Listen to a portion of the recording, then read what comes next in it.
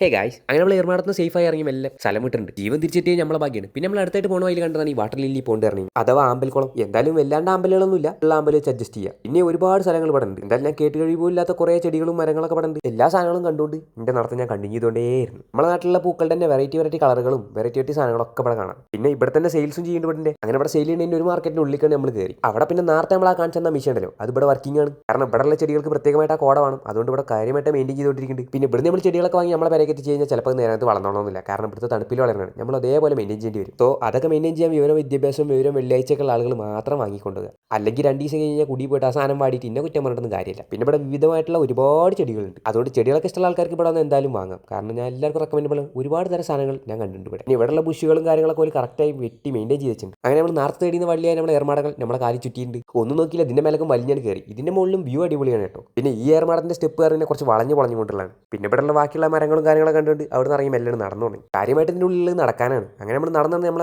Entry പോയിന്റിലേക്ക് എത്തിയിട്ടുണ്ട്. പിന്നെ നമ്മൾ മെല്ലെ അവിടെ നിന്ന് ഇറങ്ങി നമ്മൾ സ്ഥലം വിട്ടു. അങ്ങനെ നമ്മൾ പോയി നമ്മൾ വൈകുന്നേരം ആയതുകൊണ്ട് തന്നെ നമ്മളെ കോടയും കുറച്ചൊക്കെ ഇറങ്ങിയിട്ടുണ്ട്. ഇപ്പോൾ വഴിയോരങ്ങളൊക്കെ ഒന്നുകൂടെ ഭംഗിയായിട്ടുണ്ട്.